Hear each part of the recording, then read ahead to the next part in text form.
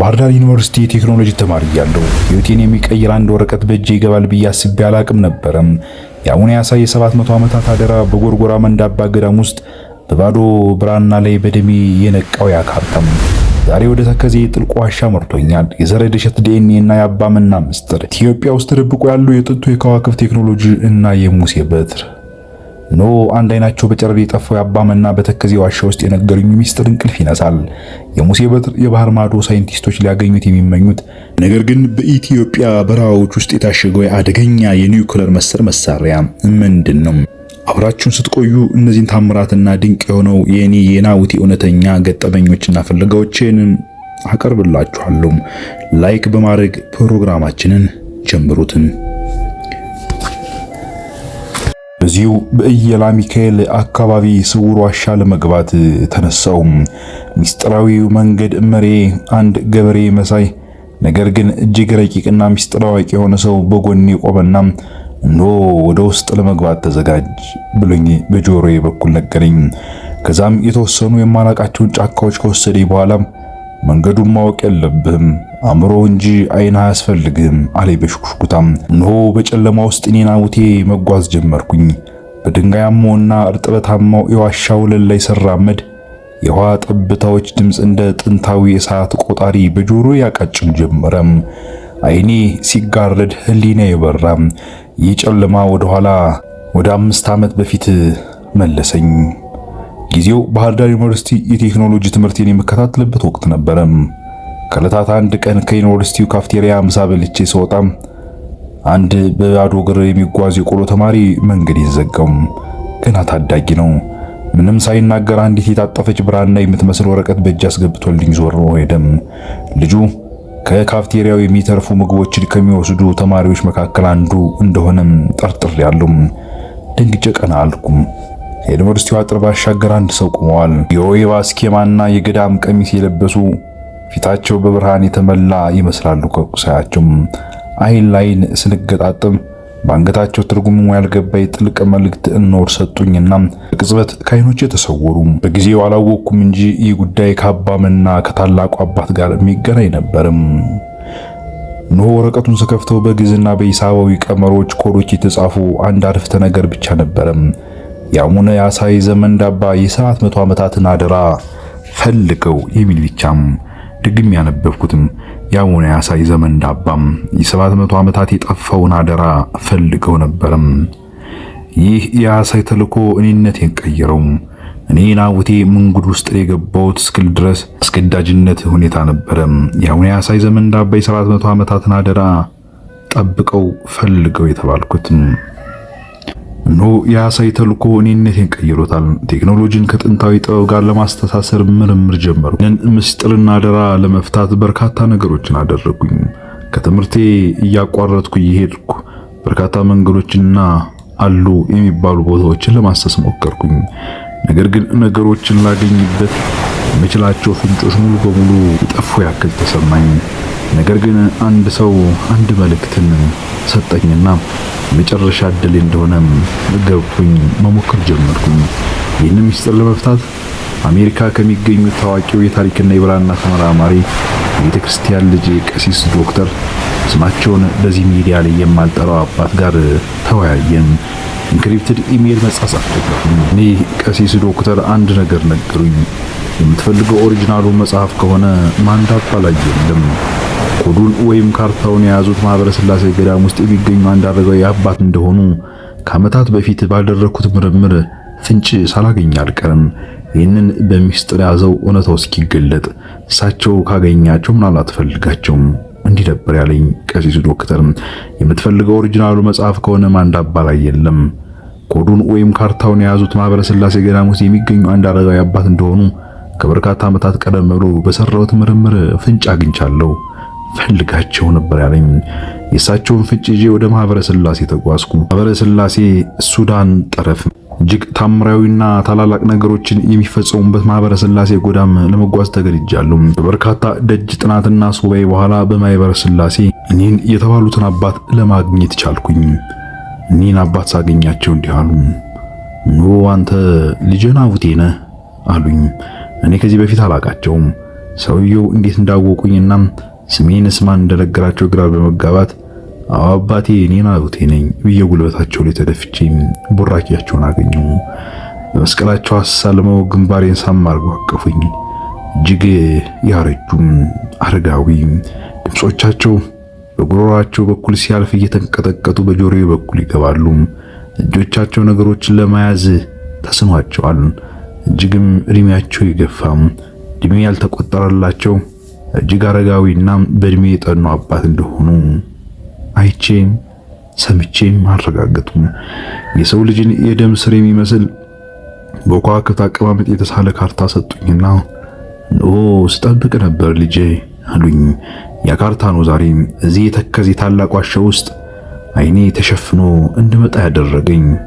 እኛ አረጋዊ አባት ዛሬም ድረስ በዓይነ ሕሊናዬ እየተመላለሱ ጸሎታቸውና ቡራኪያቸው በዘመኔ ውስጥ እንደሚጠብቀኝ እያመንኩ ጽናናለሁ።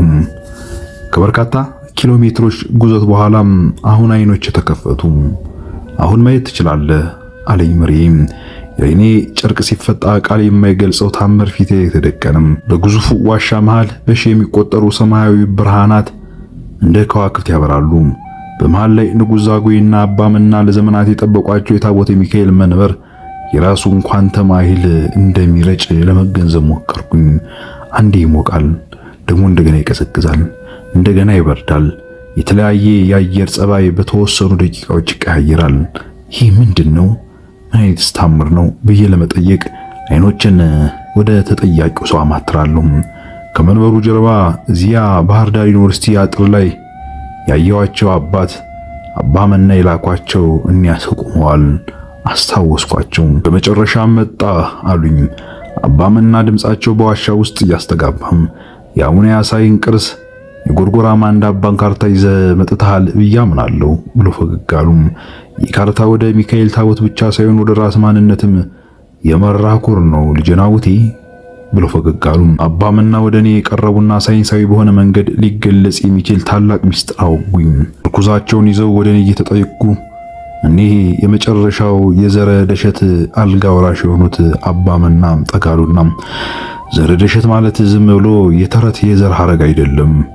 የ7 የ12 እና የ9 ሂሳባዊ ቀመር ምናልባት ቢፈለግም ያንተን የዘረመል ድግግሞሽ የሚወክል ቢሆንስ? የዘረመሉን ዲኤንኤ ሲኩዌንሱ ድግግሞሽ የሚወክል ሰውን እየፈለግን ነው። ይህ ማለት አደራውን የሚቀበል ቀጣይ ትውልዱ የሚያስረክብ የደሸት ጥበብ አልጋ ወራሽ ማለት ነው ብሎ ቀጠሉ። ለዚያም ነው ያኔ በባህር ዳር ዩኒቨርሲቲ መልእክት ያስላኩብን። ፍለጋችን ምናልባት አፍረን እንፈልጋለን አሉ አባመናም። ታዲያው ምንድነው ቀጣዩ ተልኮዬ አልኳቸው በግርምት። በእጃችን ያለው የከዋክብት የሕክምናና የአስትሮኖሚ ዕውቀት ቅጅ ነው። አባያንና ሌሎች ሚስጥራዊ ስብስቦች የኔን የተበረዘ ቅጅ ነው የወሰዱት። የደሸት ኦሪጂናል መዛግብት ግን ያሉት እዚሁ ኢትዮጵያ ውስጥ ነው ወዳጄ። ይህ ዕውቀት የሰው ልጅ በሽታ በሙሉ የሚፈውስ የሔዋን ምስጢር የሚገልጥ ነው ብሎ ፈገግ አሉ። አሁን ኦሪጂናሉን ለማግኘት ከነዚህ ጨለማ ኃይሎች ጋር የምናደርገው ትግል በይፋ ተጀምሯል ልጄ ናቡቴ አሉና በጥልቀት ይመለከቱኝ ጀመረም። በተከዜ ጥልቁ ዋሻ ውስጥ የአባመናን ፊት በትኩረት ስመለከተው አንድ ነገርን አስተዋልኩ። አንዱ አይናቸው እንደ በረዶ ነጭ ሆኗል። ፈሳሽ የብርሃን ቅሪት እንጂ እይታ ያለው አይመስልም።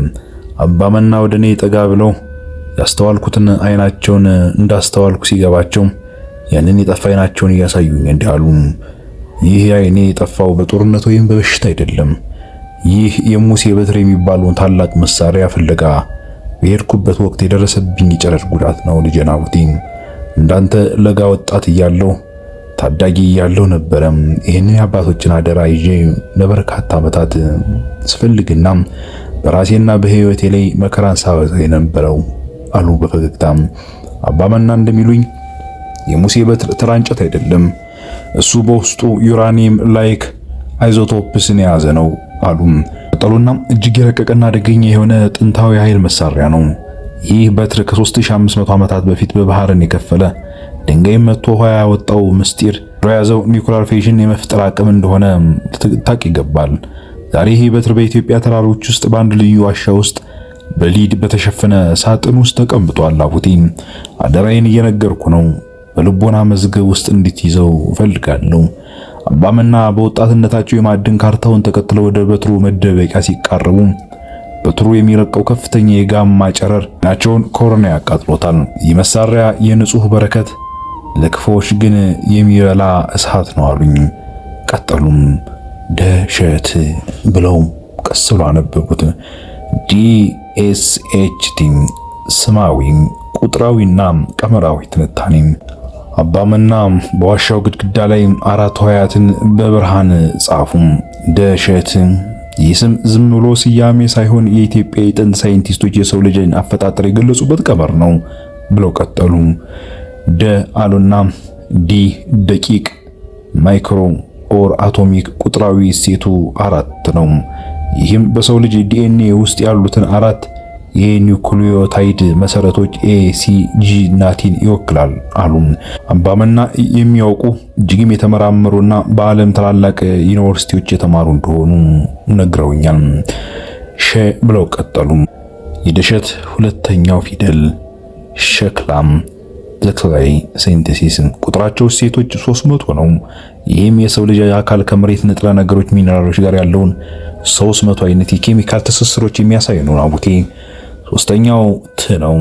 ደሸት ት ወይም ቲም ትንቢት ወይም ተዋረድ ቁጥራዊ እሴቱ 400 ነው። ይህም የዘር ሐረጉ ለ400 ትውልዶች ወደ 5000 ዓመታት በላይ ሳይበረዝ እንደሚቀጥል የሚያሳይ ጄኔቲካሊ ፕሪዘርቬሽን ኮድ መሆኑ ነው። ደሸት ብሎ ፈቀጋሉ። ደሸት ማለት 4 ሲደመር 300 ሲደመር 400 እኩል ይሆናል 704 ማለት ነው ቁጥራዊ ቀመሩ። ይህ ቁጥር በኢትዮጵያ ጥንታዊ አስትሮኖሚ በከዋክብት ዑደት ውስጥ የሚገኘው ማስተር ፍሪኩዌንሲ ነው። ደሸት ማለት የምድር ንጥረ ነገር ከሰማያዊ ድግግሞች ጋር ያዋሃደ ዘር ማለት ነው። ወዳጄ ናቡቴ ብለው ፈገጋሉ። እጅግ ገረመኝ። አባቶቻችን ምን ያክል ምስጢራትን እንደሚያውቁ እንዴትስ እንደሚተነትኗቸው ለእያንዳንዱ ስም ምን አይነት ግብርና ምን አይነት ትርጉም እንዳለው እጅግም በመገረም አፌን ከፍቼ ቀረሁኝ። የዘር ሐረጉ አመጣጥ ከጣና እስከ አፋር እንዴት እንደሆነ እነግራለሁ ብለው ቀጠሉም። የደሸት እውነተኛ የዘር ሐረግ የሚጀምረው ከክርስቶስ ልደት 1000 ዓመታት በፊት ነው። አባመናም እንዲህ በማለት አብራሩልኝ። የክርስቶስን መወለድ አስቀድሞ የተነበዩት ሰብአ ሰገል የደሸት ዘሮች ነበሩ። እነዚህ ጠቢባን በሶስት ዋና ዋና አካባቢዎች ተሰራጭተው ይገኛሉ። አሁንም ድረስ ዘሮቻቸው አሉ። ምናልባት አንተም ትፈልጋቸዋለህ አሉኝ አባመና። ጣና ዘጌና ማንዳባ አካባቢ እዚህ ያሉት የዘር ሐረጎች በኪፐር ኦፍ ዘ ወርድ ይባላሉ። የቃል ጠባቂዎች መሆናቸው ነው። እዚሁ የሚገኙ ሰዎች መዛግብቱን በአእምሯቸው የመያዝ ኒውሮ ስቶሬጅ ብቃት አላቸው አሉኝ አባመና። ሌላው ሁለተኛው ወሎ ላስታና ቦረና ነው። እዚህ ዘ ቢልደርስ ይባላሉ። አናጺዎች ናቸው። እንደ ላሊበላ ያሉ የድንጋይ ውቅሮችን የፈለፈሉ በብረትና በማዕድን ጥበባት እጅግ የረቀቁ የደሸት ዘሮችም አሉ። ጥቂት ቢሆኑም ዛሬም አሉ። ነገር ግን ደሸታውያን መሆናቸውን እንኳን ሳይረሱ አልቀሩም። ሌላው አፋር ዳሎልና ኤርታሌ ነው ብሎ ፈገጋሉ። እነዚህ አልኬሚስቶች የሚባሉት ናቸው። በአፋር በረሃ ውስጥ የሚገኙት የደሸት ዘሮች ከምድር ሙቀትና ከጨው ማዕድናት መድኃኒቶችን የመቀመም ሚስጥር ያላቸው ታላቅ ሰዎች ናቸው። አንተ ባህር ዳር ዩኒቨርሲቲ ያለህ የተሰጠህ ደብዳቤ እነዚህ 3 የዘር ሐረጎች ተገናኝተው ኦሪጂናሉን የሕክምና መጽሐፍ እንድታገኝ የተደረገ ጥሪ ነበረም። መንገድህና እጅግ ፍለጋ ረቂቅ የሆነበት ዋና ምክንያትም እኒህን ወገኖቻችሁን ፈልጋችሁም ለእናንተም ለሀገርም ለሕዝብም የሚጠቅም ስራዎችን እንድሰሩ በማሰብ ነበረም አሉኝ አባመና። እጅግ ተገረምኩኝ፣ እጅግም ተደነቅኩኝ። ከአእምሮ በላይ የሆነ እውነት እየነገሩኝ ነው። እኒህ ሰው አንድ ነገር በርካታ ጉዳዮችን ይዞ ይመጣል። አንድ ምስጢር በርካታ እልፍ ምስጢራትን ይወልዳል። እጅግም በመገረምና በመደነቅ ፈዝዤ መለከታቸው ጀመረ። አባመና በመጨረሻው ያንን ምስጢራዊ መጽሐፍ አሳዩኝ። መጽሐፉ ከቆዳ የተሰራ ሳይሆን ከአንድ አይነት ክሪስታላይን ማቴሪያል የተሰራ ይመስላል። በውስጡ ያሉ ጽሑፎች ቋሚ አይደሉም፣ እንደ ኮምፒውተር ስክሪን ይለዋወጣሉ። ይህ መጽሐፈ መድኃኒት ጥበብ ይባላል አሉኝ አባመና። ኦሪጂናሉ ይሄ ነው እንዴ ብዬ ጠየቅኳቸው። ይህንን አንተ በራስ መንገድ ፈልገህ ትደርስበታለህ ብለው በጨዋታ መልክ ፈገግ ብለው አለፉት። ይሄ ሳይሆን ይህንን የሚመስል ነው ብለው መለሱልኝ። ይህ ማለት እውነተኛውና ትክክለኛው ይህ ሳይሆን ይህንን የሚመስል የተለየና እጅግ ረቂቅ ምስጢርን የያዘ ሌላ አለ እያሉኝ ነው። ይህ መጽሐፈ መድኃኒት ወጥበብ ይባላል አሉኝ አባ መና። ኦሪጂናሉ ግን ይህ አይደለም።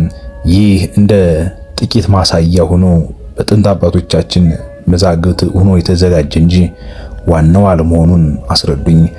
እነዚህ በውስጡ ያሉት ቀመሮች ቫይብሬሽን ሜዲሲን፣ በሽታን በድምጽ ሞገድ ፍሪኩዌንሲ የማከም ጥበብ። ያንዳንዱ የሰውነት ክፍል የራሱ ዜማ አለው። ያ ዜማ ሲዛባ በሽታ ይሆናል። መጽሐፉን ያንን ዜማ እንዴት ማስተካከል እንደሚችል የሚያሳይ ረቂቅ ምስጢር ነው። ሁለተኛው ብለው ቀጠሉም አስትሮኖሚ ቤዝድ ሂሊንግ ይባላል። የከዋክብት አሰላለፍ በሰው ልጅ የሆርሞን ስርዓት ላይ ያለውን ተጽዕኖ በመተንተን በትክክለኛው ሰዓት የሚወሰድ መድኃኒትን የሚያዝ ረቂቅ ምስጢርን የያዘ ነው። ሶስተኛው ጄኔቲክ ሪፔር ነው። የዘር ሐረግን ከአጋንንት ወይም ከኔጌቲቭ ኢንቲቲ እና ከመርዛማ ንጥረ ነገሮች ለማጽዳት የሚያስችሉ የፒዩሪፊኬሽን ቀመሮችን የያዘ ነው።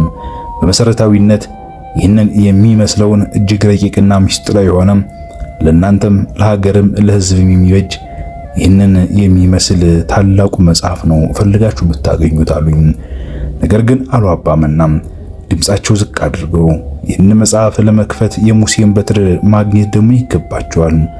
በትሩ መጽሐፉን ፓወር የሚያደርግ ባትሪ መሆኑ ነው። በእውኑ እኔ ናቡቴ በባህር ዳር ዩኒቨርሲቲ የቴክኖሎጂ ተማሪ እያለሁ ሕይወቴን የሚቀይረው አንድ ወረቀት በእጄ ይገባል ብዬ አስቤም አላቅም ነበርም።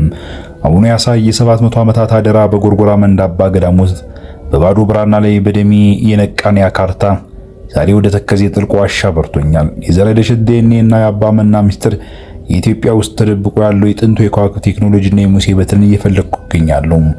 በእውኑ አንድ አይናቸው በጨረር የጠፋው አባ መና በተከዜ ዋሻ ውስጥ የነገሩ ምስጢር እንቅልፍ ይነሳል። የሙሴ በትር የባህር ማዶ ሳይንቲስቶች ሊያገኙት የሚመኙት ነገር ግን በኢትዮጵያ በረሃዎች ውስጥ የታሸገው የአደገኛ የኒውክሌር መሳሪያ ስማቸውን የማልጠቅሳቸው ቀሲስ ዶክተር የላኩልኝ የመጨረሻ ማስጠንቀቂያ ምንድነው? ጥቁሩ ማህበር ሻዶ ሶሳይቲ ዱካይን ተከትሏል። በመላው ዓለም የምትገኙ ውድ አድማጭና ተከታታዮቼ እኔ ናቡቴ ናቡቴ ጊዜው ሲደርስ እምዘነ ጸርኮ ከፈለከት አነብብ እንዛይመር ከፍዱ ከጻፈ ወቀም ምስጢር አበብ በተባልኩት መሰረት ይህን እውነት እየነገርኳችሁ ነው። የኔ እውነተኛ መንገዴ ህይወቴ ነው። ይህ ነገር በተለያዩ የኢትዮጵያ ክፍሎች እየዞርኩኝ ሰማቸው ሳያቸው ያደግኳቸውን ኖቶች ለእናንተ እየገለጽኩላችሁ ነው። እጅግ በርካታ የሆኑ ውጣ ውረዶች አሉበት። እጅግ በርካታ መከራና ችግር፣ ጭንቀት አልፌ ይህንን እውነት ለእናንተ እያቀረብላችሁ ነው። ናቡቴ ጊዜው ሲደርስ ካየው ከፍለ ጻፍ፣ ከሰማው ከፍለ ተናገር፣ የአባቶችን ምስጢር ጠብቅ በተባልኩት መሰረት እየነገርኳችሁ እገኛለሁ። ቀጣዩን ይዤላችሁ ቀርባለሁ። እስከዚያው ሰላም ሁኑ።